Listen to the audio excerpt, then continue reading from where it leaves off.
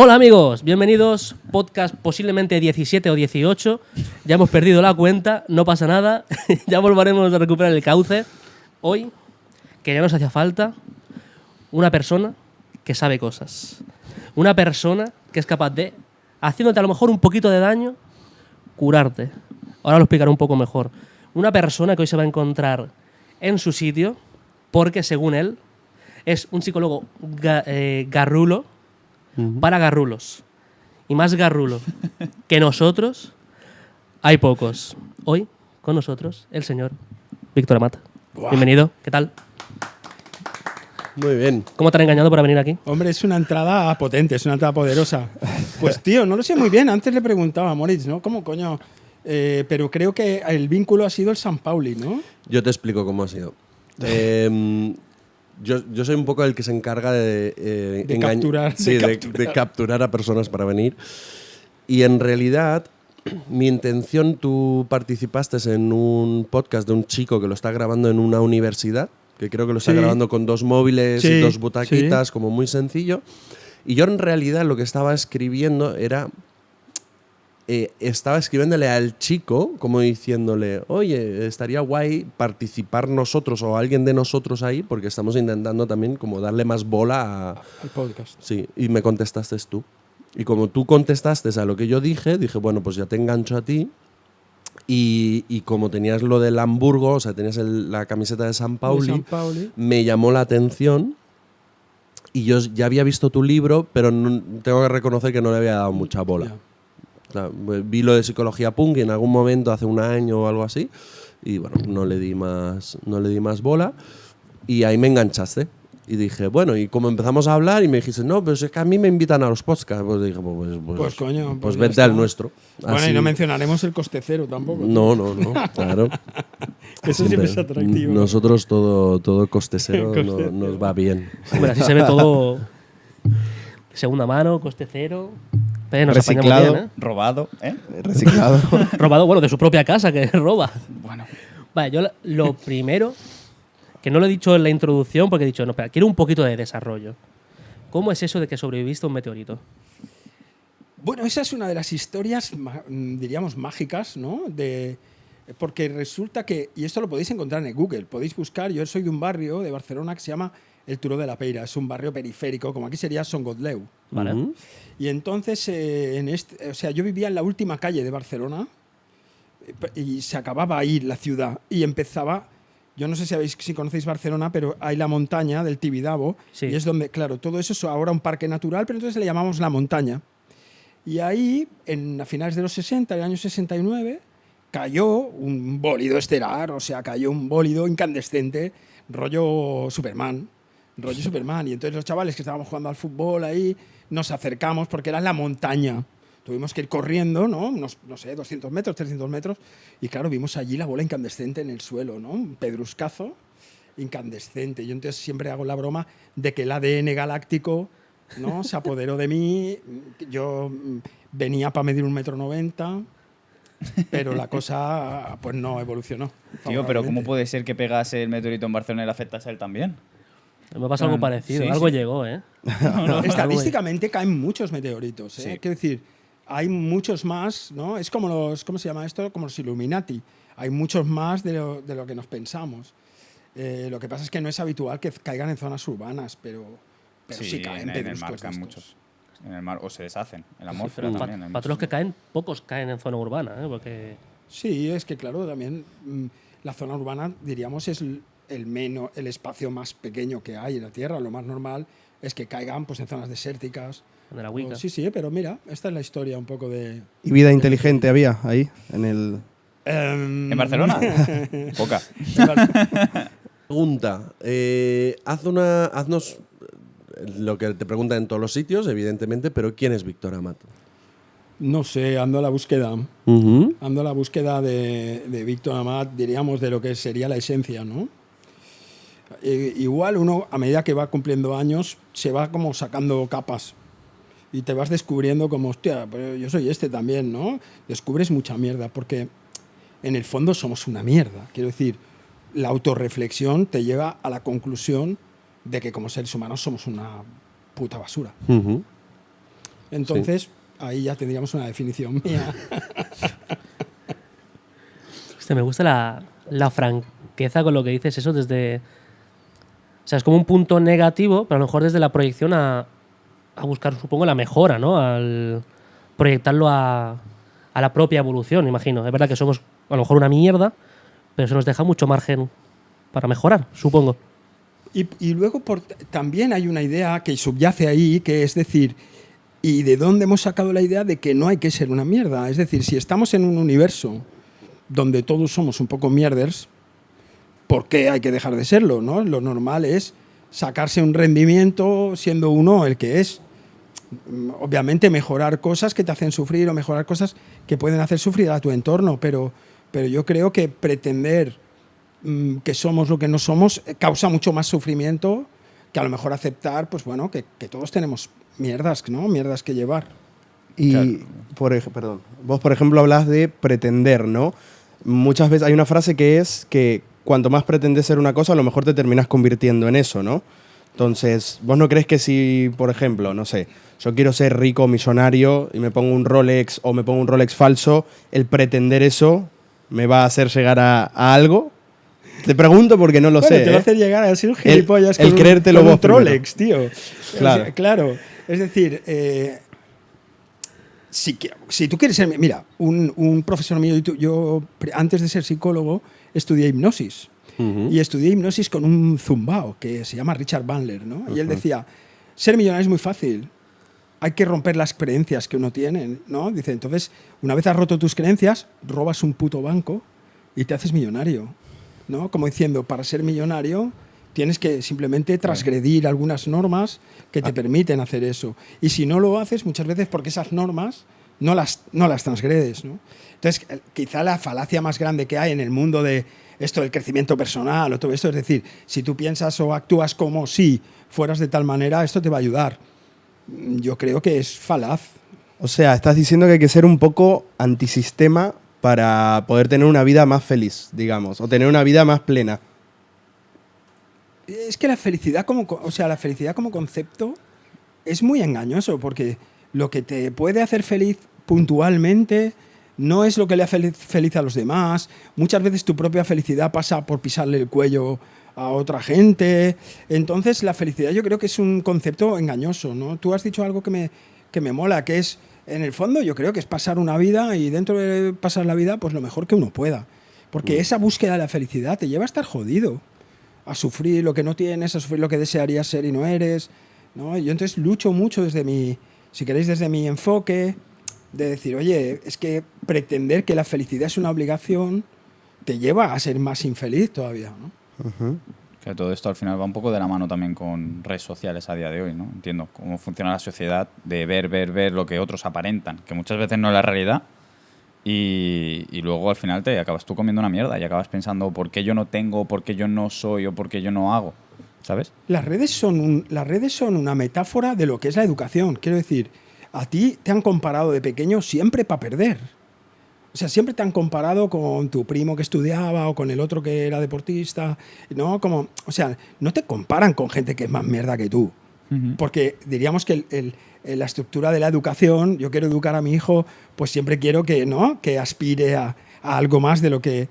Pero claro, eso que lo hemos mamado desde la infancia, esta comparación con otros para perder, pues lo llevas a las redes. Y entonces, ¿qué haces? Pues sigues a la gente con la que vas a perder.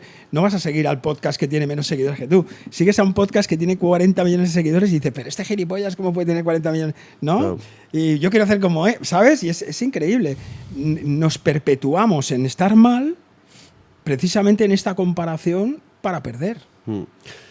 Yendo a esto de la comparación, porque eso lo saqué el otro día cuando hicimos la entrevista a los chicos del Mallorca Live Festival, que viene de ahí, de escucharte, que lo dices mucho, ¿no? Que nos hemos criado para compararnos como, mira, este es mejor que yo y al final me hago de menos. Pero es que incluso al revés, también, si alguien está peor, decimos, bueno, no me puedo quejar. Exacto, no me porque puedo, está peor. porque este está peor, porque fíjate, los niños en África no tienen ni para comer y yo me quejo que hoy no puedo comer, no sé qué. O sea, va a la inversa también. Sí, sí. Y probablemente en alguna cosa ese que tú admiras, Ujú. ¿no? Envidia en ti alguna cosa en la que se compara para perder, ¿no? Tiempo. Igual te duchas y en la ducha tú tienes un mango más grande que el de él y entonces el tío que tiene 20 millones de seguidores, pero dice, yo quisiera el mango de este, ¿no? Quiero decir que es todo una insatisfacción constante. La vida nos lleva a una constante insatisfacción. Y ahora te pregunto, ¿cómo hago para resolver eso? Lo del mango está jodido. No, Lo del claro, mango, es que, no tiene claro, solución, Lucho. Bueno, Claro. no, pero quiero decir, es que el problema es que se ha instalado la idea loca de que eso hay que curarlo. Y no es así. Es decir, yo suelo decir que todos tenemos un ombligo, todos hemos nacido con una herida.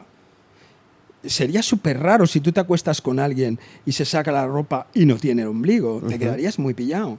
Entonces todos tenemos una herida, cada uno tiene una herida. Y esta herida que tenemos es la que nos hace interesantes.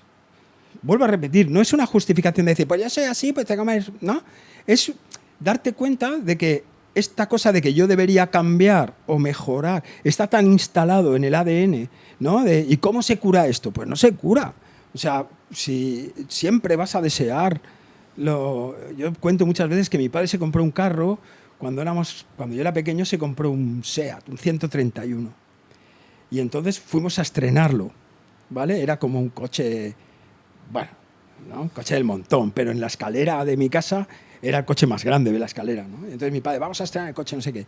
Y arrancamos el coche, empezamos a circular, nos paramos en un semáforo y al lado se paró un tipo con un Alfa Romeo descapotable, ¿no? Y el tipo iba con una guapa, con un pañuelo en la cabeza, rollo, ¿sabes?, película francesa. Y entonces mi padre, con su coche nuevo, que tenía que estar contento, estaba conmigo vacilando el coche, se queda mirando al hijo puta del Alfa Romeo, ¿sabes? Sí. Y me mira y me dice, en esta vida siempre hay uno que tiene un coche mejor, ¿no? O sea, y yo creo que es un poco la esencia del ser humano, ¿no? Este descontento. Sí, al final yo creo que es un poco eso lo que nos hace humanos y al final te hace único también, porque tú tienes tus pros y tus contras como todo el mundo. El problema es que te quieres enfocar en tus pros o en tus contras. Claro. Al final, Y luego fíjate, una sociedad que está encantada de que tú gastes con tarjeta para poder obtener, ¿sabes? Y ser como esa gente que desearías, Claro. ¿sabes? Y entonces tienes un 131 pero estás contento, entonces quieres un Alfa Romeo y te hipotecas para tener, ¿sabes? Y entonces no sé qué, y ves el otro que tiene un Rolex y pues yo quiero un Rolex. Y ahí entramos en una rueda donde haya, diríamos, toda una estructura económica que está encantada de la vida, de que tú estés, ¿no?, sacándole brillo a tus problemas, ¿no? Claro, pero al final entonces para ser feliz tengo que Y desconectarme dale. del mundo. Estoy en esa. ¿Cómo se Para nota que eres argentino? sí, Claro, yo hablo o sea, más que los psicólogos. Para ser ¿no? feliz tienes que ganar la Copa del Mundo. No, como todos no, los pero argentinos. lo bueno- No, pero bueno- los argentinos, Bueno, claro, o sea, han tenido el Papa y todo. Claro, pero... O sea, ahora me perdí el hilo de la pregunta, tío. eso te Vente a pasa la por re- argentino también. ¿Te la ser recuperas? feliz, que entonces para ser feliz, O sea, tengo que desconectar de todo el mundo y irme a vivir a la montaña. Porque al final lo que te incita es vivir en sociedad sí o sí, no te queda otra. Eso es lo que No, hacía. Y seguir el hilo también, Claro, un poco. no, Si no, eso te hace más infeliz el no seguirlo. es que yo creo que la felicidad Qué es hijos de un puta. momento puntual. La felicidad Vale. es, ¿sabes? Como cuando vas a echar un polvo y subes por la escalera diciendo echaré un polvo, ¿sabes? Todavía no lo has echado, pero tienes esa idea Ok. de, ¡buah, cómo va a molar eso! Eso es la felicidad. Así, Luego el no me polvo a veces no es lo que esperabas o, ¿sabes? O la cosa se gira y entonces, ¿sabes? La felicidad, como decía el sabio, está en la sala de espera de la felicidad, está en, será guay esto, ¿no? Pero la vida, yo creo que es otra cosa. El deseo de ser feliz te lleva a sentirte peor. Claro. Entonces, bueno, no te voy a preguntar de la felicidad. Perdón que quería hablar él. La última pregunta y... Es que se lo estás pidiendo a un psicólogo ¿Cuál- que es cuál- antifelicidad. Sí. Si vas a salir de la felicidad, yo ¿Cuál, iba a seguir entonces, no voy a hablar de felicidad, pero ¿cuál dirías vos que es la buena salud mental? O sea, sí, la buena salud mental. O sea, para estar bien, ¿cuál es el punto? Digo, mi salud mental está bien. Cada persona es un mundo, tío. Por eso las recetas no van. Porque sería, como, ¿sabes? Pretender que la milanesa le gusta a todo el mundo. Pero habrá Que le gente gusta a todo el mundo. A todo el mundo, pero habrá gente que no. No, o sea, Claro. Entonces ahí la cosa es un poco así. Y yo creo que la importancia es tener, fíjate, voy a decir una palabra rara, es tener una vida digna. O una vida en la que tú dices, oye, yo creo que ni tan mal. Hoy hablaba esta mañana con un grupo de mogollón de gente y decía, yo creo que cuando uno se muere, a lo mejor, y evalúa su vida y dices, oye, pues ni tan mal. Tampoco hace falta que digas, qué feliz he sido y he hecho todo lo que quise, ¿no? A veces es, pues ni tan mal, tío. He cuidado de mis hijos, he hecho no sé qué, he amado, me ha ido bien a veces, me ha ido mal a veces. Y eso es, al final, una vida que es digna, ¿no? De ser contada. A ver, tú es que no tienes contexto, pero él con lo de la casa, con que le hubieras dicho que sí, él era feliz. Vale. Porque es que lleva como un mes dando por culo con que él quiere una puñetera casa en la montaña perdida de la mano de Dios Pues sí. y que quiere irse ahí a la montaña y desconectar. O sea, que le hubieras dicho que sí, era lo que quería escuchar. Vale. O sea, nosotros este podcast, todo esto es una pantomima para como- conseguir dinero, como comprar todo. una Una puñetera casa- casa y Ajá. mandarlo al monte. Que O se sea, vaya a tomar por Una culo. casa en Andorra. Sí puede ser. ya estás pidiendo demasiado. En Andorra. Ya te estás calentando. Es montaña, ¿no? Bueno, hay que viralizar. A tío. Cáceres. Tienes que traer a Isra Bravo o algo, a ver si así. No, con vos nos viralizamos seguro, no te preocupes. bueno. Yo tengo una pregunta, o sea, yo vengo con dos preguntas en la mente, Vale. que una te la haré ahora y otra más adelante. Pero una es, ¿el ser humano, por naturaleza, es bueno o malo? O sea, me refiero, todos sabemos que hay personas más cabronas que otras y desde pequeños más traviesillos que otros. Sé que a nivel genético todo esto tiene un poco, puede llegar a tener una explicación genética un poco, pero a nivel psicológico, ¿tú realmente crees que tiene un... O sea, nacemos así y puedes... que no me sale la palabra, pero como reconvertirte, Reconducido. ¿Reconducir? sí, reconducirte, o, Yo- o sí. simplemente ya sabes que el sesgo ese siempre va a estar y vas a tener ahí algo. Es una pregunta filosófica, tío. Es una pregunta que los filósofos no han resuelto en 5.000 años. Y es si el cambio es posible, ¿no? Yo a veces pongo el ejemplo del móvil y creo que con un ejemplo del móvil se ve. Tú te compras un móvil de fábrica, el móvil que sea, ¿eh? Aquí podríamos decir marcas, un Samsung, por Sí, ejemplo. puedes Tú te decir pillas marca. un Samsung y viene blanco de marca con las, diríamos, las aplicaciones de Samsung, lo que sea. Entonces, ese teléfono, cuando tú te bajas nuevas aplicaciones, hace cosas diferentes. ¿Diríamos que el teléfono es diferente? Es decir, ¿el teléfono ha cambiado porque hace cosas diferentes? Para mí es una pregunta buena y filosófica, ¿no? Hay quien opina que el teléfono, como hace cosas diferentes, ha cambiado. Y hay quien opina que el teléfono sigue siendo el mismo, aunque se ha bajado aplicaciones y puede hacer cosas diferentes. Entonces, los filósofos, en estos 5.000 años de historia que llevamos discutiendo este tema, no han llegado a un acuerdo.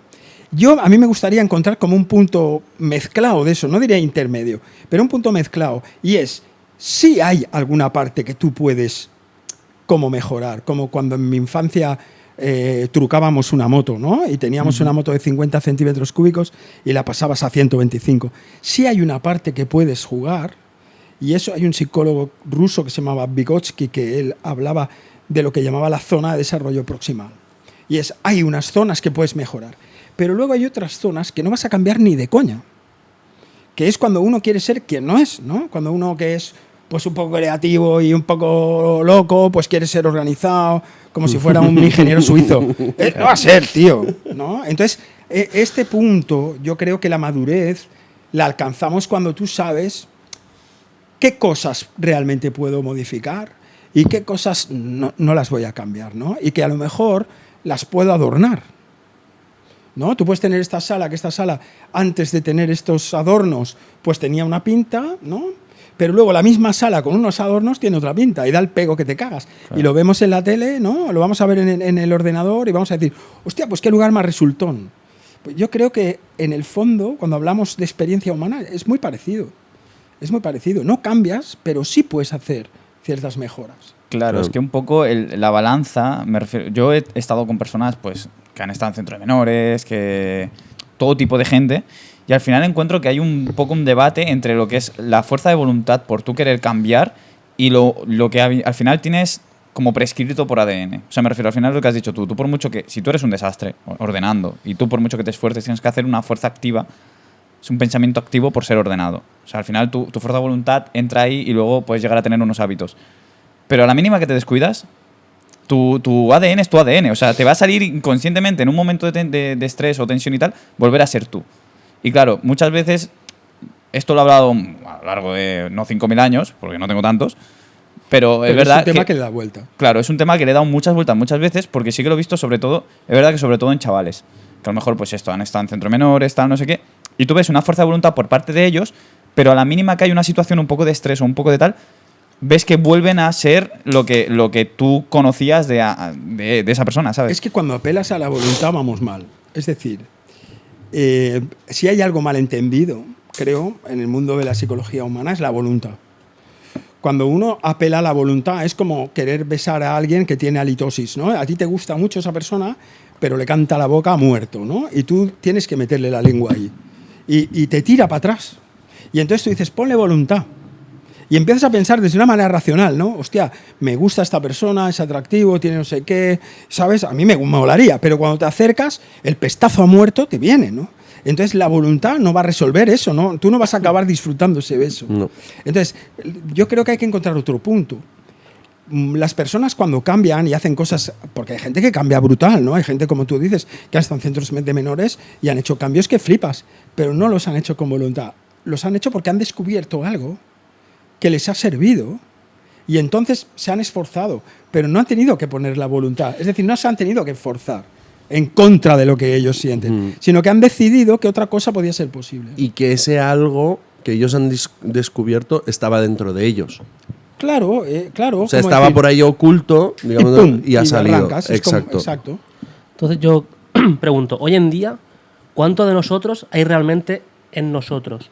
Porque tenemos tanta influencia que, ¿cómo sabes que ese niño que tú ves y dices, hostia, este chaval es un cabrón, roba, hace maldades, realmente es él, el niño? ¿Él es así? ¿O se está viendo influenciado, se está viendo obligado por algún motivo? Yo no sé tanto para responder eso, tío. O sea, hay gente que dice, eres lo que haces, y hay gente que piensa que tú haces cosas, pero que en el fondo tienes un fondo. ¿Vale? Tampoco hay un acuerdo, son diferentes teorías sobre eso, ¿no? Yo creo que eres lo que haces.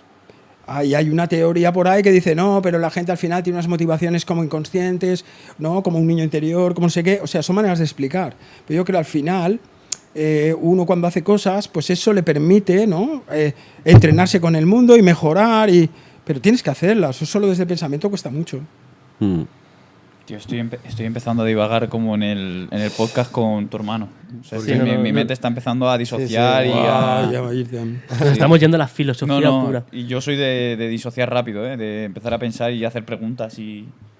Ya eso Y me lleva a pregunta- una- y preguntando a vosotros. se llama Sí. divagar. Eso Pues sí lo he tengo... dicho, estoy empezando a divagar y a disociar Yo totalmente. tengo una relación un poco con Vale, el vale. tema de disociar, divagar y demás. Yo soy una persona que también que disocia, dicho por mi antigua psicóloga, ya ahora no tengo.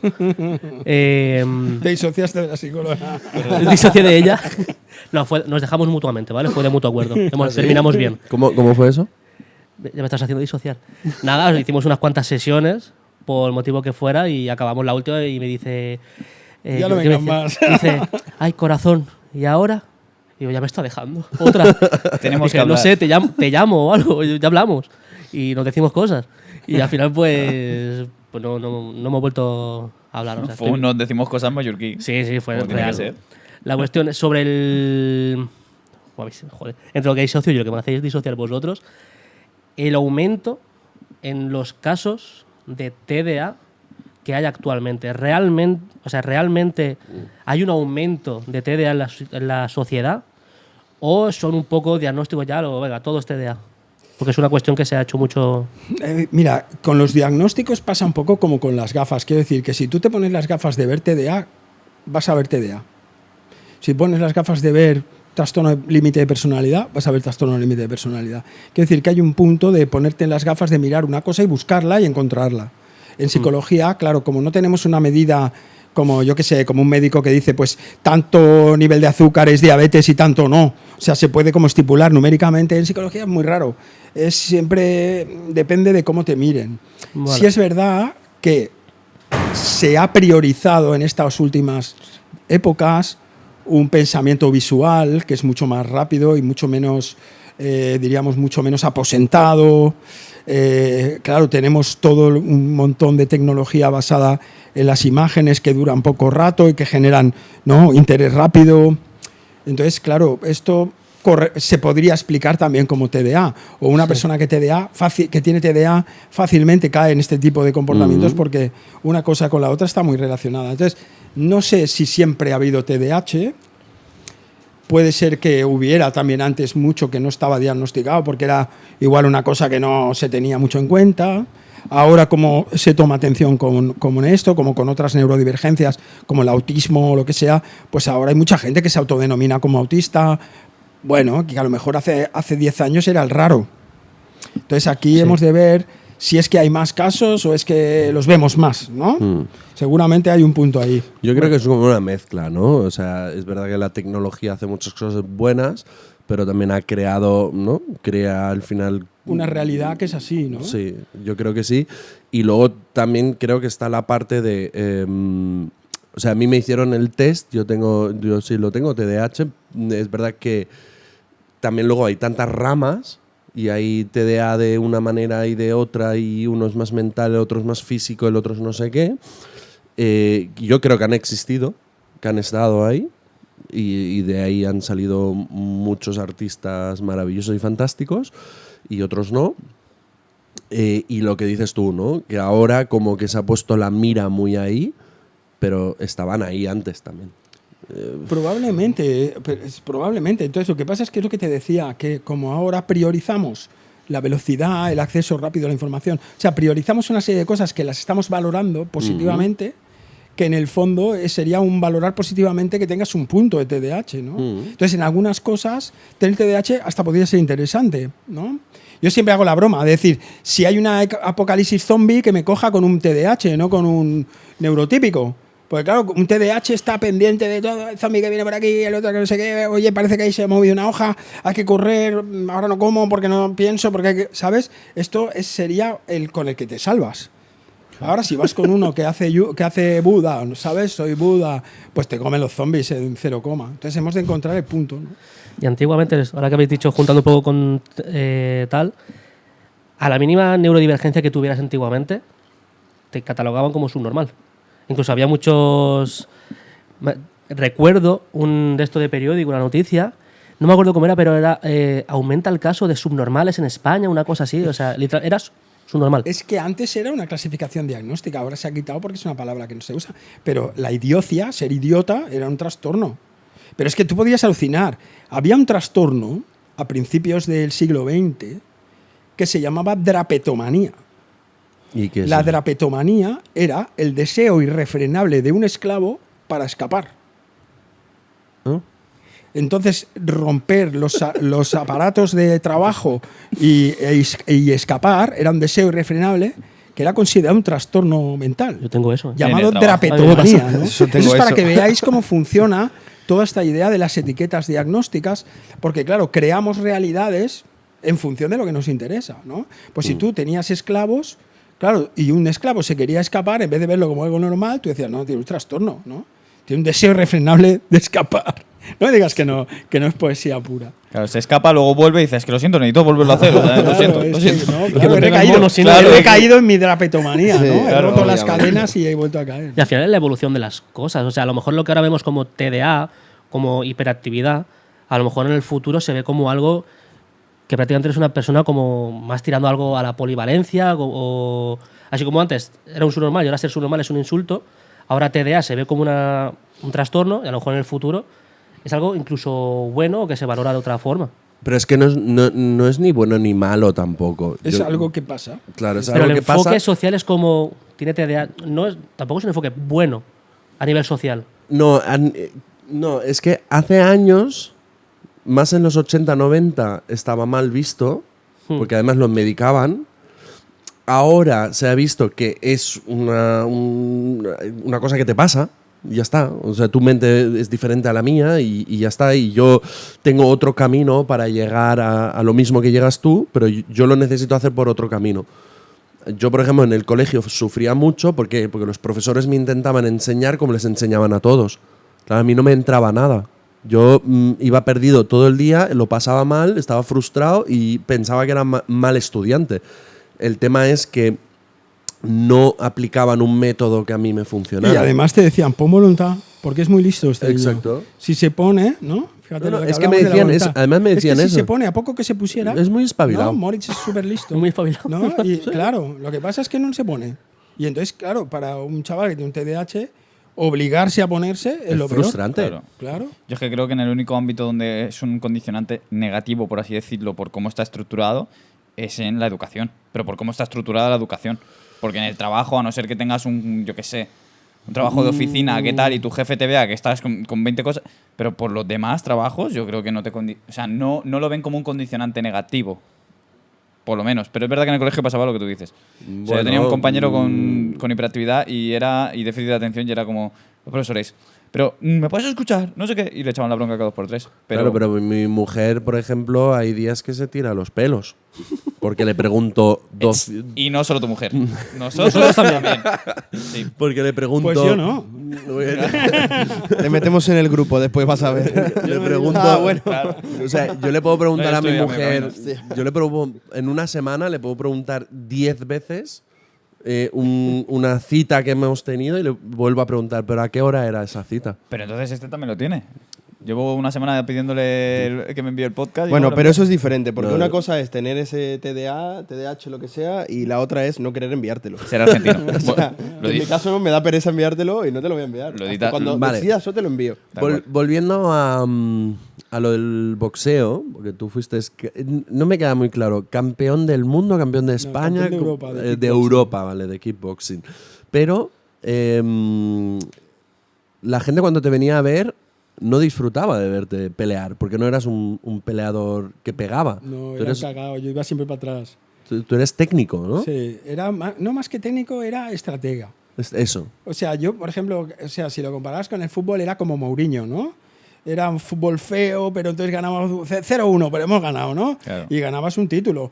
Pues yo igual, yo intentaba que, como no quería que me pegaran, pues iba para atrás y hacía todo el rato cosas raras como para que no me pegaran. Y ganaba los combates pues por táctica, porque decía, si no me pegan ninguna, yo doy una, pues gano.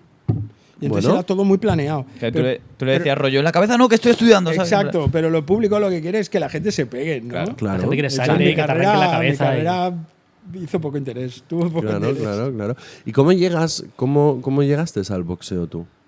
¿Cómo llegué al boxeo? Sí. Bueno, porque yo hacía karate. La verdad es que yo hacía karate de chaval, empecé haciendo karate. Y siendo muy crío, con 9 años. Entonces, cuando llegó la edad de competir, a los 14, 15 años, el karate es un deporte que hay que ser muy rápido. Y prima ser estilizado. Es decir, la gente delgada y alta y es rápida, pues tenía la distancia y entonces era mejor competidora. Es como, yo qué sé, como ser un jugador de básquet alto, ¿no? Claro, siendo bajito podías hacerlo, pero había que ser muy bueno y yo no era tan bueno. Y entonces descubrí que en boxeo esa pega que yo tenía en karate no se notaba en el boxeo. Podía boxear y tener éxito y era más fácil para mí competir. Vale. Tenía más tiempo, ¿sabes? En karate era todo muy rápido y en cambio en el boxeo tenía muchos asaltos y mucho más tiempo para desarrollar lo que yo quería hacer. Entonces, bueno, poco a poco fui como escorándome hacia ese deporte. Vale. Claro, hacía kickboxing, le quitó las patadas, le quitó el kick y se quedó con el boxing. Moritz, Claro. por favor. Yo tengo una pregunta. Bueno, vos decís que hacías karate y antes nombraste a Buda. Tengo mucha curiosidad por saber si Víctor es espiritual, si cree en el alma, si cree en las terapias holísticas como psicólogo, si cree en reencarnación, si cree en todo ese tipo de cosas.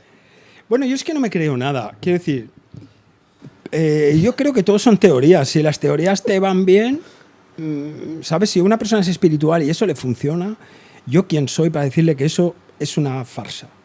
¿No? Lo que no quiero es que me hagan a mí, ¿sabes? Que no generen conmigo evangelio, ¿sabes? Como los testigos de Jehová que te quieren comer la olla. Claro, yo te diría, vale, tú eres testigo de Jehová, a ti te mola, te va bien. Sí, pues tú disfruta de esto.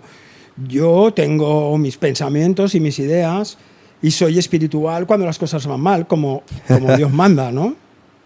Claro, sí, es un poco el vive y deja vivir, al final. Claro, que es pero como cuando las cosas van bien no eres espiritual. Pero todo cuando- el mundo que tenga la fe en lo que quiera, pero que Exacto. no molesten a los demás. Claro, a eso es lo que... Porque tú eres... ¿no? Un poco de psicólogo punk, psicología punk. Ahora estás como muy con lo de... contra la psicología positiva, Sí. pero tampoco eres una persona que dice, si a ti te funciona, o sea, si a mí levantarme por la mañana y decirme, voy a tener una mejor vida, soy feliz, y a mí me funciona eso, no eres Adelante. contra de eso. No, Claro, porque aquí el problema es cuando uno cree que lo que le va bien a él le va bien a todo el mundo. Esto es un gran error. Y eso en psicología popular, en lo que llamamos divulgación, está a la orden del día. Es decir, la gente piensa una teoría y se la cree como si fuera verdad, y entonces lo enseña al mundo como si fuera el Evangelio. Y yo no estoy de acuerdo con esto. Yo pienso, todas las teorías son buenas si funcionan. Y si no funcionan, hay que buscar otra teoría, porque las teorías no son verdad, son hipótesis de trabajo. Yo pienso más en un ser humano como científico, como decir, bueno, yo tengo una hipótesis sobre cómo tengo que llevar mi vida y esa hipótesis me lleva a tener una serie de acciones y por ensayo y error voy aprendiendo, ¿no? Voy mejorando y cambiando cosas. La hipótesis de la espiritualidad es una buena hipótesis, si te gusta y te sirve, pero no tengo por qué comérmela yo, ni eso significa que eso sea una realidad real. Por eso, en la filosofía es muy interesante toda esta idea de qué es la realidad, ¿no? Claro, es como vive y deja vivir, ¿no? Hacelo... ¿Qué? Mientras no des por el culo. No, por eso, no vive y deja vivir. Claro, o sea, deja que cada uno... Por el culo, claro. Acaba de decir lo mismo que... Hace 2 minutos lo ha dicho él. ¿lo dijiste? Sí, Es que está resfriado. Yo creo, claro, De las orejas. Yo creo que todo no me esto escucho. se arregla en una casa en la montaña, tío, de puta madre. Sí, sí. Con un asado que no invita a Moritz. Con un y cojonudo. asado y que no venga ningún Es que eso, pesado. eso es lore también. O sea, Exacto. este señor es padrino de una de sus hijas y le lleva diciendo que le va a invitar a un asado no sé cuántos años. Hace y 15 años. Nunca se ha hecho. Hace 15 años que Luciano Scalzone Que me soy debe, español, no soy argentino. me Tengo que debe un esperar- asado. Tengo que esperar 15 años a que me pases el vídeo. No. Vale, Yo te quería... Bueno. No, dale. Yo te quería preguntar, sacar otro bloque. Tema traumas. ¿Cómo cómo funciona un poco el cerebro a la hora de protegerse de traumas y cosas así? A ver, yo es un bloque que Hay conozco, mucha resiliencia pero- al trauma, tío. Voy a decir algo que no lo dice la gente, pero lo voy a decir yo. Hay mucha gente que ha tenido traumas y tú no te vas a enterar.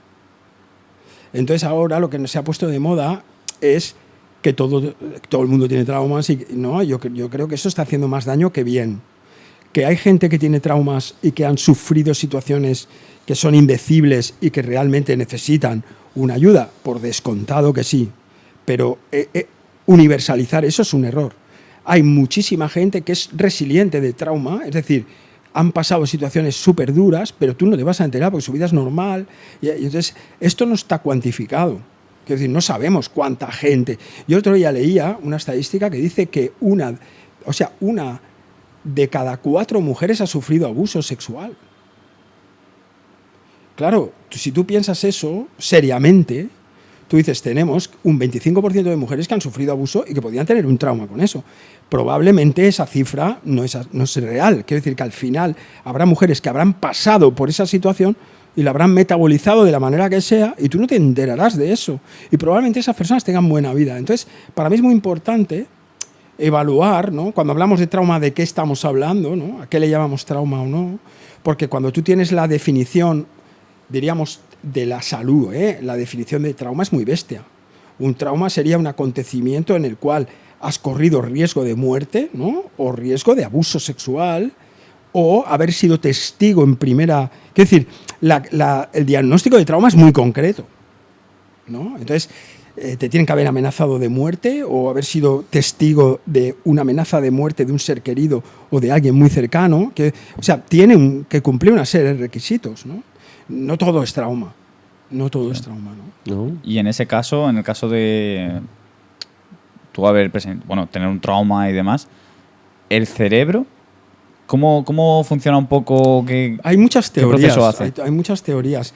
Lo que dice la Asociación Americana de Psiquiatría, que es, diríamos, los putos amos de esto, ¿no? Ellos lo que dicen es que hay como varias indicaciones para poder trabajar el trauma, ¿no? Primero es tener una orientación que haya sido validada, o sea, que se pueda demostrar que ese tipo de trabajo tiene buenos resultados con el trauma. Hay 7, 8 orientaciones así, como la terapia cognitivo-conductual centrada en trauma, o el MDR, o la terapia breve, por ejemplo, que hago yo, terapia breve ecléctica. Es decir, hay 5 o 6 modelos que se han demostrado eficientes en trauma, ¿vale? A nivel estadístico. Entonces, la Asociación Americana dice, vale, lo primero sería esta elección de un estilo terapéutico que se haya mostrado eficiente, ¿no? Eficaz. Luego tenemos el vínculo con el terapeuta, es decir, que tengas una conexión con la persona con la que vas a trabajar que realmente también te ayude. Esas son habilidades del terapeuta, ¿no? Que el terapeuta tiene que desarrollar, que también están cualificadas, se pueden calificar, ¿no? ¿Qué tipo de cosas tiene que hacer el terapeuta? Y luego hay lo que se llama una revisión del trauma, que es que la persona tiene que revivir el trauma, o sea, no revivir, lo digo mal, revisitar o como repasar el trauma de una manera que le ayude a modificar la percepción que tiene sobre ese trauma. Okay. Es decir, que la persona lo viva sin tanto sufrimiento. O sea, que tenemos 3 o 4 cosas que son básicas para poder trabajar con el trauma, que tampoco hace falta o sea, que una buena profesional, una buena psicóloga, un buen psicólogo lo puede hacer. No hace falta tener, ¿sabes?, como una especialización en eso. Si es una buena profesional, lo puede hacer bien. Porque son 4 o 5 temas que son muy claves, ¿no? A vos la hipnosis te ayudó, ¿no? Con a sanar traumas de otra gente. Yo he trabajado con hipnosis para algunos casos, es útil, porque la hipnosis al final no es nada. La hipnosis es una manera de hablar, tío. O sea, la hipnosis es una manera de hablar. Uh-huh. La publicidad es hipnosis, ¿no? Claro. Y tú escuchas un anuncio y te están hipnotizando un anuncio y te queda grabado, ¿no? Entonces, la hipnosis se puede usar en algunos casos concretos, ¿no?, para ayudar a la persona a que movilice cosas, ¿no? Pero no hace magia, ¿eh? Vale, entonces, eso va un poco cercano a mi pregunta, que es una cosa que a mí siempre me ha rondado en la cabeza, que para mí es real, ¿no? Y en la psicología también es una cosa que se utiliza mucho, es la realidad, o sea, la percepción que tengo yo y la percepción que tiene el otro, ¿no? Nosotros podemos vivir una misma historia, pero para mí puede ser una realidad y para él puede ser otra. Para él lo que tú has dicho, para él puede ser traumático y para mí no. ¿No? Exacto. Entonces, también a veces las personas, por ejemplo, en mi caso, ¿no?, yo vengo de una vida, he tenido una vida y para mí hay cosas que son, bueno, pues que digo, bueno, pues para mí eso es normal. Yo se lo cuento a otra persona y se pone las manos en la cabeza, pero ¿cómo puede ser? Esto es una locura. Claro, y ahí te das cuenta donde dices, o sea, lo vivido de cada uno, donde también está nuestro barómetro, ¿no?, de lo que es peligroso, lo que no es peligroso, lo que es malo, lo que es bueno, ¿no? Yo me acuerdo cuando estudiaba psicología, yo estudié mayor, ¿no? Cuando acabé mi carrera deportiva estudié psicología. Y entonces teníamos una cosa que se llamaba seminario, que era como un tutor y 10 alumnos, ¿no? Era una cosa como más en petit comité. Y entonces en un momento dado pusieron un caso de un chico que había robado una moto, que no sé qué, era un caso y teníamos que diagnosticarlo. Claro, las compañeros y compañeras diagnosticaron al chaval que había robado una moto, pues yo qué sé, con un trastorno antisocial de la personalidad, ¿por qué no? Y yo dije, pero a ver, ¿quién no ha robado una moto alguna vez? No, yo venía de un barrio donde si querías ir en moto la tenías que robar. Entonces, claro, la percepción de la realidad es subjetiva, cada uno lo va a interpretar. Claro que al final tenemos un acuerdo, como antes decía Luciano, al final tenemos un acuerdo de sobre lo que se puede hacer o no se puede hacer. Hay como una especie de acuerdo. Hay unas normas. Sí, pero ¿cómo uno percibe aquello que pasa? Hostia, un profesor mío decía, el LSD más bestia que habría es pasar un minuto en el cerebro de otro. Tú imagínate que te descargaran un minuto en el cerebro de alguien, fliparías de cómo esa persona ve la realidad, cómo ve el mundo, ¿no? Bueno, incluso que se dice mucho, no, esta persona está loca porque escucha voces. Pero en realidad, si preguntáramos a cualquiera de nosotros tenemos una voz en la cabeza que habla con nosotros, que nos dice cosas. Moritz. Sí. Yo estoy de acuerdo con Moritz. Sí. No, pero es así. La conciencia, sí. Claro, pero, Sí, sí. pero te O sea, pones... sí, pero escuchar tu conciencia propia, Sí. ok, pero si empiezas a escuchar...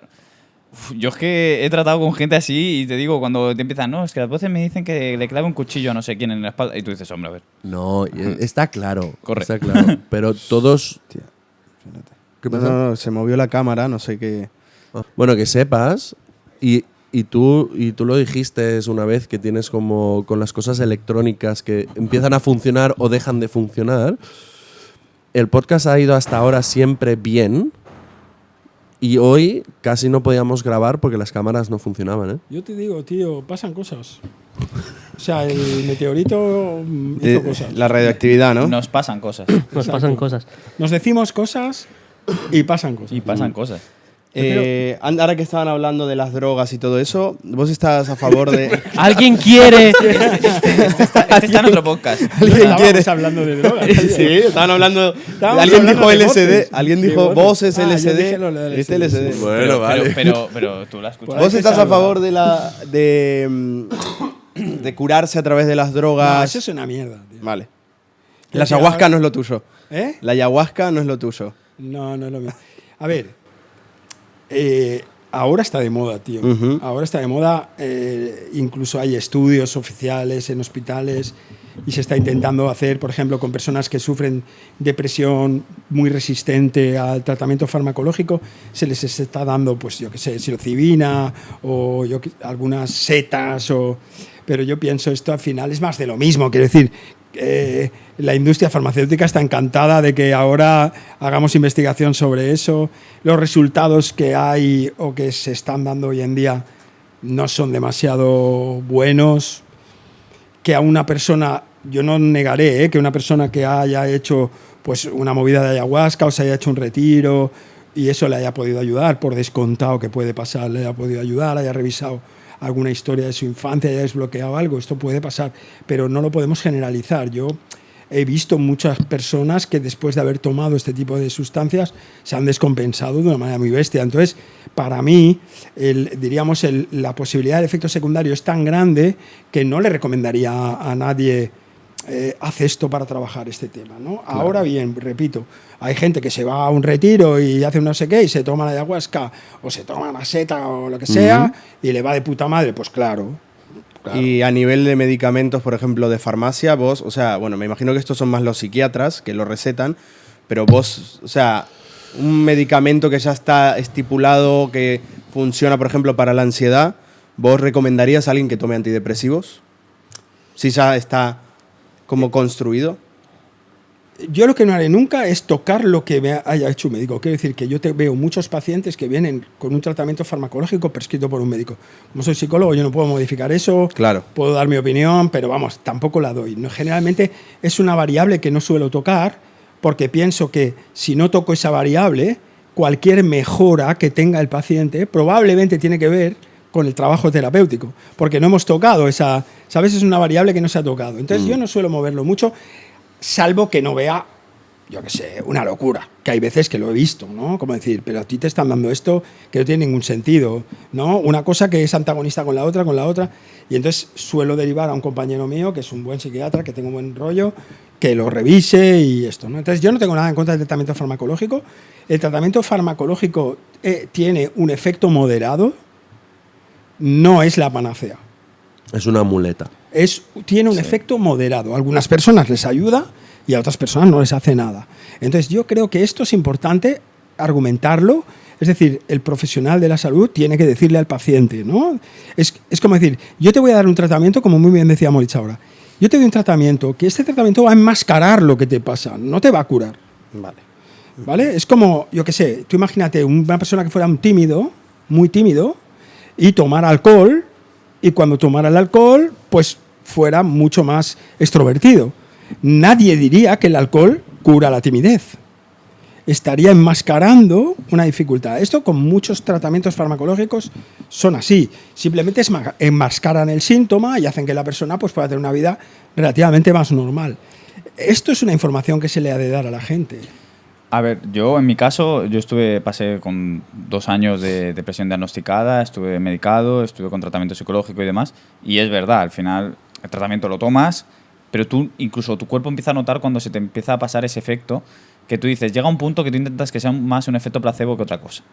Pero es verdad que, en mi caso iba acompañado de tratamiento psicológico y era como, vamos a ocultar el problema con esto para que en tu día a día te afecte lo menos posible y luego el tratamiento psicológico para superar este proceso, ¿no?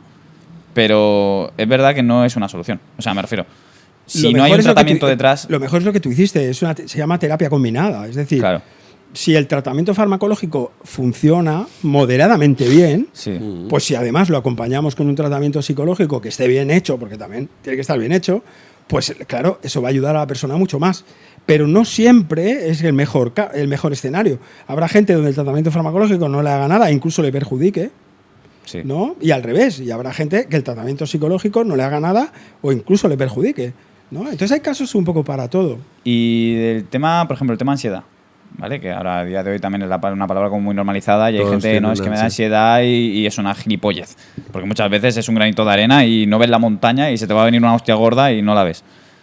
Pero, tema ansiedad, ¿algún consejo? Porque, por ejemplo, a mí me acuerdo, la psicóloga en ese momento me dio un consejo que es generalizando, porque lo que hablábamos antes, no todo el mundo es igual, no todo el mundo le afecta todo igual, pero a mí me dio un consejo súper absurdo, entre comillas, que era en el momento en el que yo entraba en un ataque de ansiedad, pánico, echarme agua fría en la cabeza. Pero muy fría. Rollo, meter la cabeza debajo del grifo con el agua muy fría. Te cortaba el rollo de la ansiedad. Pero, o sea, no en seco, pero me ayudaba muchísimo. Y era algo que yo no lo he ido predicando, en plan, tío, échate agua, que te va a ir cojonudo. No, pero amigas mías, que a lo mejor sí que les daba, y cuando, o yo he visto que le está empezando a dar un ataque de ansiedad, pues agua fría, ¿sabes? También esa de ayudarte te tienes que ir a un grifo. O sea, te tienes que apartar de la situación en la que estás, tú te apartas. Y te echas agua fría en el cuello, muy fría, lo más fría que puedas, y ayuda. Pero claro, la mujer esta, en este caso, la que era mi psicóloga, me dio un par de consejos, pero este en concreto fue a mí el que mejor me sirvió. En plan, si tú tienes algo que suelas recomendar o algo, en plan, para la gente que... No te voy a dar un consejo universal. Ve al psicólogo. Cada persona es un mundo, claro. Y si tienes ansiedad y la ansiedad te está limitando, cada persona es un mundo y entonces hay que ver cada persona cómo le va.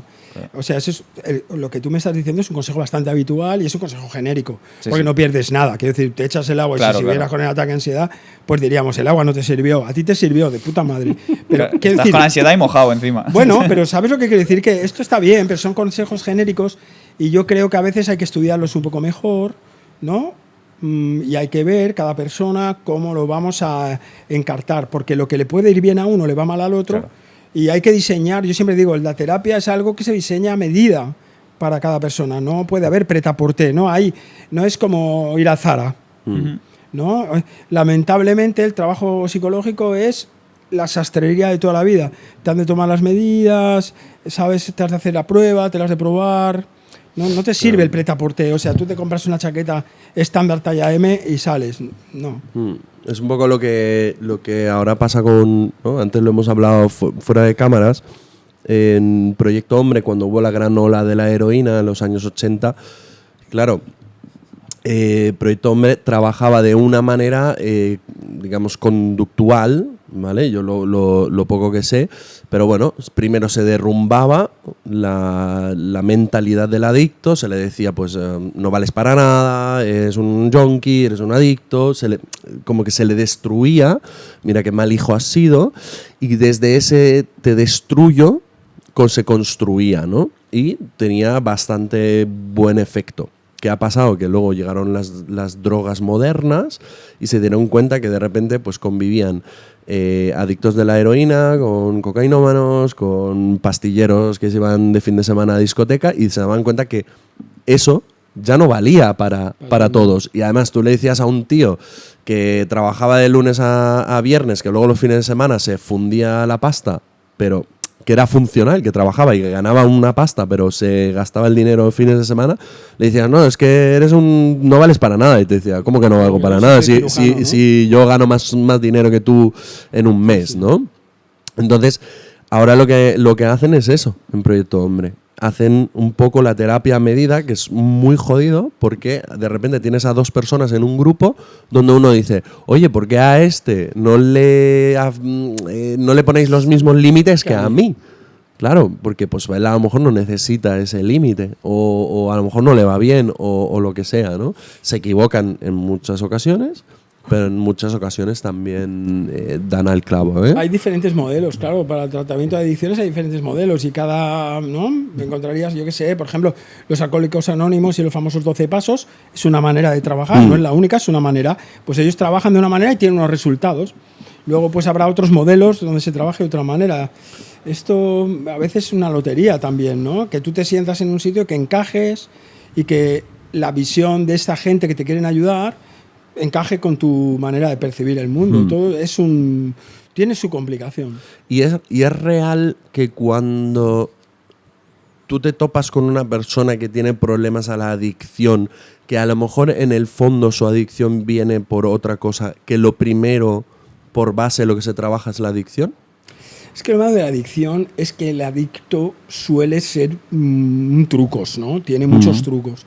Entonces, claro, diríamos que uno de los enfoques más generalizados es, primero hemos de conseguir parar el patrón de consumo para luego poder trabajar con la persona, diríamos, de la mejor manera posible. Claro, no sé si tampoco soy un experto en adicciones, por lo tanto, coge con pinzas lo que yo digo, pero yo creo que, claro, trabajar con una persona que está intoxicada bajo los efectos de cualquier sustancia, pues al final es muy perverso en el sentido de que la persona no está funcionando de una manera que tú lo puedes ayudar bien. Por lo tanto, no me parece mal enfoque ayudar a la persona primero a deshabituarse y a dejar el comportamiento que claramente le está perjudicando para luego poder ver si hay otras cosas debajo. Vale.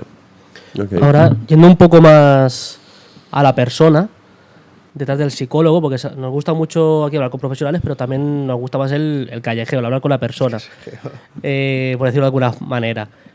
¿Cómo un psicólogo, siendo un depositario de tanta mierda, de tanto dolor, tú cómo te tratas? ¿Vas a otro psicólogo? ¿Al final trabajas tú en ti mismo? ¿O como un psicólogo al final apaña con todo lo que acarrea? Ha habido épocas de todo. Yo he tenido un psicólogo, una psicóloga, luego he cambiado, luego he hecho no sé qué, luego he hecho deporte, luego tengo una pareja. Si tu pareja te ayuda, pues también es una manera de contener esas cosas. Entonces, bueno, la verdad es que el trabajo de terapeuta es duro en el sentido de que acabas cargando mucho sufrimiento de la gente, pero encontrar maneras en las que tú puedes más o menos manejarte siempre depende de cada uno. Yo he tenido épocas en las que he dicho, no, necesito un profesional que me ayude a ver esto de otra manera. Ha habido épocas en las que he tenido una relación con alguien que te nutre y que dices, hostia, aquí hay un refugio. Y en otras ocasiones, pues uno se ha refugiado pues, en un deporte o pegarle al saco, ¿no? ¿Existen los psicólogos para los psicólogos? ¿Eso es verdad? Sí, claro. O sea, lo jodido es que cuando sabes cómo funciona la cosa desde dentro, no es fácil confiar. Vale. No, es como los médicos que dicen, ¿a qué Es médico el peor voy? paciente. ¿No? Pero no, nosotros al final yo creo que es bastante habitual que los psicólogos y psicólogas vayamos a otros psicólogos y psicólogas a veces para, buscar maneras de estar mejor. Y es verdad que entre vosotros, eso es dicho de otra psicóloga, que habláis como en otro lenguaje, entre vosotros. ¿Eso es real? En francés. ¿Te imaginas? Sí, sí. A ver. Quiero decir, claro, al final tienes un código de lenguaje. Claro. Es decir, tú hablas de determinados trastornos, de determinada manera, no sé qué. Al final parece que hablas de otra. También asumes como algunas ideologías, posiciones ideológicas sobre lo que tú crees que causa los problemas. Entonces, como te buscas psicólogos que son de tu cuerda, ¿no? Acabas un poco teniendo este lenguaje. Es como, yo qué sé, como los heavy metal, pues hablan entre ellos y hay un tipo de discurso heavy metal, ¿no? Pues eso. Y los punkis hablan claro. con un discurso de punkis, ¿no? A ver, se genera un poco una jerga, ¿no? Entre... Sí. Sí, Es un juego de lenguaje, ¿no? Sí, es un Sí. juego de lenguaje. también puedes decir que no sos psicólogo si vas a otro psicólogo, ¿no? Hombre, empiezas mintiendo. Claro, es raro. o sea, No, bueno, no sacando puedes el tema. hacer, ¿eh? No sacar el tema no es mentir, No, es no hablarlo. eso está bien, eso está bien. Pero bueno, es como los polis que vienen y te dicen que son funcionarios, ¿no? Los polis nunca te dicen yo soy policía, te dicen soy funcionario. Sobre todo los locales. ¿Por qué será? Exacto, ¿no? Soy funcionario. O sea, yo hago cursos para policía y... Pobrecitos, lo pasan muy mal, ¿eh? Lo pasan Vamos muy a mal. dejarlo. Sí. Vale. Bueno, Sí. Yo ahora quiero tocar un poquito el tema de la ética como psicólogo. ¿Hasta qué punto mantienes el secreto paciente-psicólogo y en qué momento dices, igual tendría que ir llamando a las autoridades? Y si te ha pasado en algún momento que Siempre digas, que haya hostia, riesgo para la vida de la persona o para otros, vida de otros, el psicólogo podría tener o debería poner en contacto con las autoridades que sea. Podría ser un médico, podría ser la policía. Yo qué sé, si alguien me dice, por ejemplo, yo voy a ir a matar a mi mujer esa tarde, pues yo Pues tengo que igual hacer ahí- algo. ¿no? Pero bueno, aquí hay un código deontológico que deberíamos todos haber leído, no lo hemos leído ninguno, ¿no? Pero deberíamos todos haberlo leído, ¿no? Un código deontológico de cómo actuar en estas situaciones. Claro, tú has dicho si hay riesgo para la persona o para los demás, pero en el caso de que, no sé si te ha pasado, porque a lo mejor es como muy de película o muy de serie, ¿no? Pero que te venga un paciente y te cuente un crimen que él haya cometido, pero que no se haya descubierto a lo mejor que ha sido él, o que no haya dicho nada a la policía, o que no se sepa. Es una pregunta que no voy a responder. Ahí es, vale. No la voy a responder. Por el código deontológico. El código es secreto de confesión como los curas, o te ves un poco en la moral de decir, hostia, tengo que llamar a la Eso policía. lo tenía que resolver la comisión deontológica. Probablemente lo preguntaría en el colegio, ¿qué hago? Pues que vengan. Preguntaría en el colegio de psicólogos preguntaría qué Claro. hacer. Muy loco. Porque tema depende chungo. del caso, depende de lo que pasara, depende del grado de veracidad que tenga lo que Claro. te esté contando la persona, porque puedes estar trabajando con una persona que está delirando, que te está diciendo que ha matado a alguien, no es verdad. Entonces, bueno, hay casos y casos. Yo probablemente ahí buscaría el apoyo diríamos, de la comisión deontológica o, o del comité de bioética que hay en todos los colegios, o que debería haber en todos los colegios, y entonces tú puedes estas cosas consultarlas para no decidir una cosa tú solo, ¿no? Claro. Interesante. ¿Puedo? Sí. ¿Por qué esa transgresión contra la imagen del terapeuta este con el fular, que a él no le afecta nada, ¿no? Somos personas que es un poco la visión que teníamos de pequeño de un psicólogo, ¿no? Que está ahí sentado en su butaquita tomando notas y que él todo lo vive súper bien y los demás son los que están locos, ¿no? ¿Por qué estás...? Pues ¿no te cae gordo alguien así, un poco? Sí. Pues ya está. ¿No? O sea, es que yo pienso, tío, sí, hay a ver, dentro de lo que sería la arquitectura decisional, es decir, tú como terapeuta estás ayudando a alguien a tomar una serie de decisiones. Estas decisiones que tiene que tomar esa persona hay que ser muy cuidadoso de no imponerlas tú, de decisiones que tú crees que le convendrían a la persona. La persona tiene que ser libre de tomar decisiones. Pero hay un proceso en el que algunas decisiones tú influyes. Eso se llama paternalismo libertario, que es yo hago como una función, entre comillas, de padre, ¿no? Y te digo, quizá lo mejor sería, ¿no? Entre estas dos opciones, tú elige y tienes la libertad de elegir, ¿no? Todo eso se ha estudiado muy poco en psicología, ¿eh? Es decir, todo este proceso de una arquitectura de cómo yo, terapeuta, ayudo a otro a que haga cosas. Entonces, aquí yo creo que es muy importante tener en cuenta ser muy respetuoso con la realidad de la persona, y es por eso que hay que entender cómo es la persona, en qué mundo vive, cuál es su situación para poder hacer ese acompañamiento. Y si yo creo que soy superior al otro porque estoy ungido por yo qué sé, por Freud, pues me voy a convertir en un gilipollas que no voy a ayudar a nadie, ¿sabes? Voy a acabar impartiendo como homilías como si fueras un cura. Pero Freud no es lectura de piscina, según la escuela de psicología. Yo creo que Freud dijo muchas cosas que son muy interesantes. Otra cosa es que diríamos que hacer terapia como la hacen los freudianos a mí me ponga cachondo o no. Pero hay cosas que dijo Freud que dices, hostia, pues esto tiene su gracia. Y otros psicólogos que han dicho otras cosas que tienen su gracia. Pero yo creo que el gran error es pensar que lo que dijo Freud es verdad. Vale. ¿No? Y lo que hay que pensar es, bueno, Freud dijo esto y en determinadas situaciones creer esto es útil.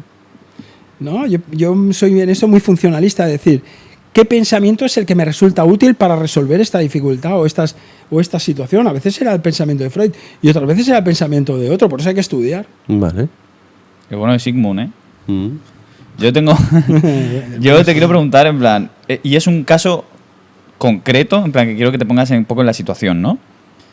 Yo voy a ti, a tu consulta, a tu oficina, a tu despacho, como lo quieras llamar. ¿Cuánto cobras la hora? Mucho. No vamos a ir. Demasiado ya por aquí, sale mucho. en precio, No ya vamos a sale ir. en precio. Sí, estamos robando cosas de por ¿Aún aquí das para ponerlas. consulta? Sí, claro. ¿Sí? Ostras. Pues te quiero poner en situación, ¿vale? Yo voy a tu consulta, ¿vale? Y yo tengo... bueno, es que luego esto lo quiero hablar contigo fuera de cámaras, pero te lo voy a matizar un No, que poco. me tengo que ir, ¿no? Que me tengo Vale, que ir. te lo voy a matizar súper suave. Yo voy y yo te cuento una historia de que yo estoy pasando por un proceso de X y yo te digo, no, es que he perdido la memoria.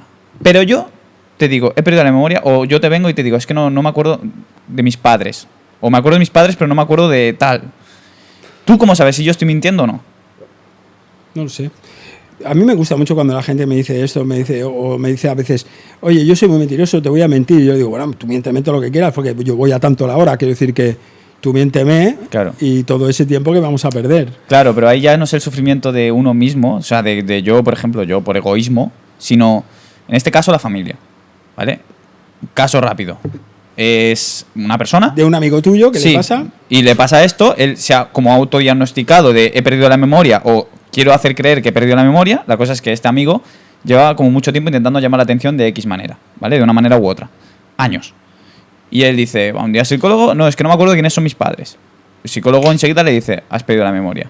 ¿Esto es tan así, tan sencillo? ¿El perder la memoria es como pum? ¿O es tienes que pasar algo muy heavy para que el cerebro diga, oye, vamos a bloquear esto? Se está ahorrando La pasta, sí, sí. No, yo no. No, la pasta ya se pagó. Es que luego, Vale, ya te vale, contaré. vale. Otro día No, yo siempre, hacemos una o sea, cerveza. yo pensaría, ¿cuál es el beneficio que obtiene esta persona de olvidar o de pretender olvidar algo? Llamar la atención de la familia. Llamar la atención de la familia puede ser uno, pero a veces son otras cosas.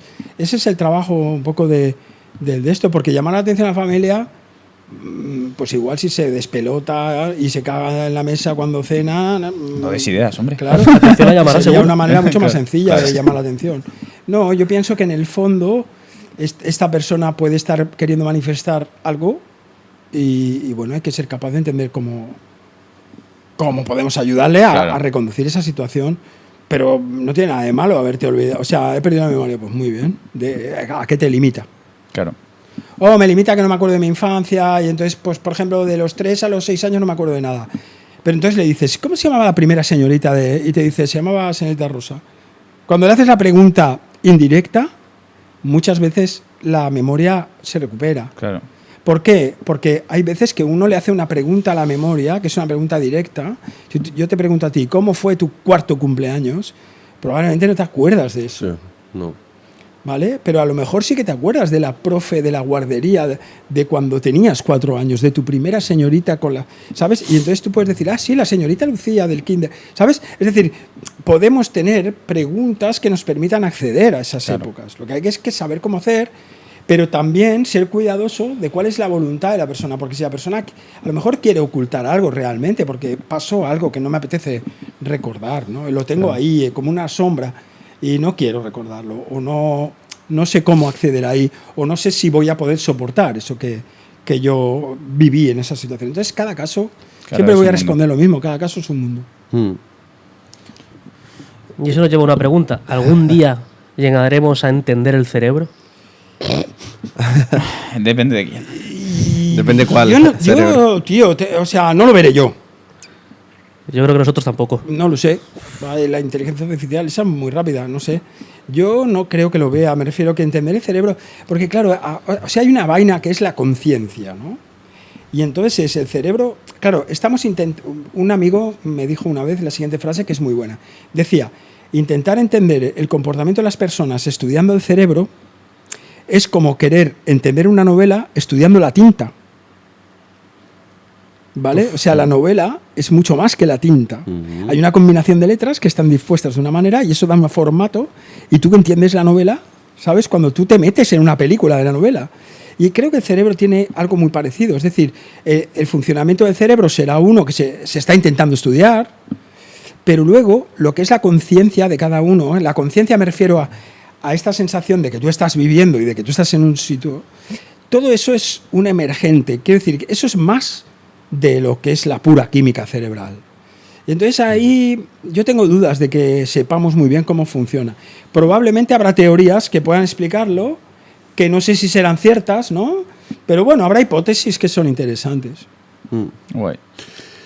Vamos cerrando con Ronda de preguntas rápidas. ronda de preguntas rápidas. Las preguntas de y siempre. las preguntas de siempre del podcast que tienen que estar, que creo que las va a ¿Rollo la poder revuelta contestar. y tal, o qué? Sí, algo así. Sí. Y antes Pero de pero eso, no son esas, no son esas. antes de eso, ¿dónde podemos encontrar tus libros? ¿Dónde, bueno, decíselo a la cámara, decíselo a quienes están viendo. En cualquier librería, en la FNAC o en la Casa del Libro, en el Corte Inglés, en Amazon, Sí. como puedo decir marcas. Que sepáis que en toda Mallorca, porque este lo cogí de la biblioteca para buscarlo, solo había una biblioteca que lo tenía. Hostia, pues eso hay que liarla, ¿eh? Sí, y estaría guay porque era donación de uno de los bibliotecarios.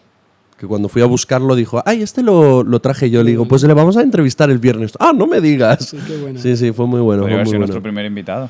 Mm. Hay una silla, pero fuera. Ronda de preguntas rápidas. Sí, Venga, Empezamos ronda. por ahí. Son respuestas rápidas, de una palabra, o te damos Sí. 2 opciones y eliges. Vamos a intentar que no sean todas de psicología, Bueno, como el otro día. Este momento sí que es para analizar ese cerebro. Por eso ahora está echando. Aquí es cuando fuego. yo pierdo la conciencia. Sí, pero por eso empiezo yo. Vamos 1, 2, 3 y tú Vale, 4. Juan, no sé, ¿Vale? basta. Venga, ¿película favorita? Kill Bill. Kill Bill. Toma. ¿Libro favorito? Hostia, esto es como decir que prefieres si a tu padre o tu madre. 1.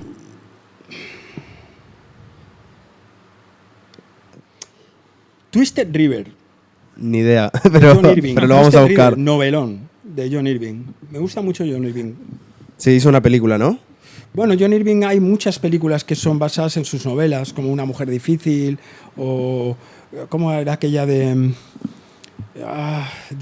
New Hampshire, no sé qué, New Hampshire? Bueno, hay varias películas de él, pero yo os recomiendo Twisted River, novelón. ¿Psicólogo o corriente psicológica favorita? Bueno, yo es que soy terapeuta estratégico, entonces terapia breve y estratégica es la mía. Se quedó La pisa- tenía, ¿eh? Yo, se me ha quedó ido. pisado. Se me ha ido. La cosa o situación o qué hacer que te genere mucha felicidad. Follar. Vale, esa pregunta la hice ya el otro día. ¿Hombres con falda sí o no? No. Ok. ¿Playa o montaña? Playa. Playa. ¿Destino favorito? Pues no lo sé, no sabría decir. Ahora nos vamos a México, ¿no? Nos vamos a México. Vamos a ir a México. Puede estar Opa. bien ahí. Puede Me voy a estar traer muy un bien. muertito. Tío, lo tuyo no tiene nombre, de verdad, ¿eh? ¿Vivir en una zona urbana con mucha gente o vivir aislado? Zona urbana, con mucha gente. Vale. ¿Boxeo o psicología? Esa es buena. Es que la psicología es un boxeo también, ¿no? Yo creo que cumple bien los requisitos. Al final es un juego. Por ejemplo, psicología no, ¿eh? Yo me dedico a la psicoterapia y cuando hablo de psicología hablo mucho de psicoterapia. Pero la psicoterapia es un juego ahí de estrategia entre el paciente y tú. Intentamos, ¿no?, resolver cosas, pero muchas veces el paciente te pone situaciones que son complicadas y hay que jugar. Vale. A mí me gusta mucho las dos cosas. Ok. Yo me quedé sin preguntas. Creo que podemos pasar a la de Venga, mayor Pic. ilegalidad, ¿no? Venga, piqueras. No, bueno, podemos pasar. ¿Tenéis Sí. otra? No, adelante. No. ¿Cuál es tu mayor ilegalidad? Buah, robamos a un tío una vez un 124 o 1800 Sport. Creo que es la top 1, ¿eh? Hasta ahora. Se la pela. Yo no sé, teníamos 15 años, 14 15 años. Y entonces un colega dijo, hay uno ahí que ha aparcado 124, hacemos un puente y nos lo llevamos. Y nos fuimos a dar una vuelta, lo volvimos a aparcar en el mismo sitio. Pero el tío nos pilló. Bueno, fue una risa. Claro, el tío vio el conta kilómetros y dijo, un momento. No, Pero el sí. tío nos pilló aparcando. Sí, Como sí. me habéis robado el coche, Exacto. cabrón. ¿Te lo robasteis solo para dar la vueltecita? Sí, nos dimos una vuelta por el barrio y tampoco nos atrevimos mucho porque, claro, teníamos todos 15 años, o 14, 15 años. Normal que Barcelona No esté podíamos como salir a la esté, ciudad ¿eh? conduciendo.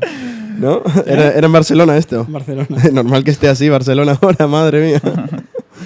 En los próximos 3 años, esta pregunta siempre nosotros normalmente la enfocamos a una cosa en concreto, ¿vale? En los próximos 3 años, ¿dónde te ves o cómo te ves? En plan, a nivel de objetivos. Pero personal, profesional. Lo que tú quieras. Lo que tú quieras. Ambas. Pues me veo por Valencia, tío. Te ves con más libros, con más, yo qué sé. Tomando horchata. Sí, a ver, me lo estoy pasando muy bien el trabajo ahora. O sea, hay en la parte profesional me lo estoy pasando muy bien. Estoy haciendo cosas que me interesan mucho. Entonces, bueno, yo creo que voy a seguir haciendo lo que estoy haciendo. Cursos, formación, escribir, todo esto lo voy a seguir haciendo. Sí. Vale. ¿Y?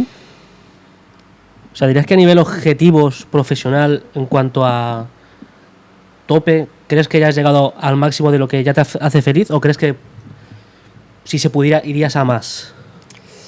A ver, yo siempre me gusta... a ver, o sea, compito mucho conmigo mismo, ¿no? No siempre es bueno, pero no siempre es malo. Hay muchas veces que yo creo que he conseguido muchas cosas que si no hubiera competido conmigo mismo no las hubiera logrado. A veces eso me ha generado mucho sufrimiento de no estar nunca conforme con cosas o de siempre pensar que es una mierda lo que he hecho, pudiendo ser mejor. Pero siempre uno intenta mejorar, ¿no? Vale, bueno, veo que esta gente que son unos sinvergüenzas. Son las 2 últimas 2 preguntas porque nunca se acuerdan. Venga. Consejo que le dirías a tu yo de pequeño. Viajarás.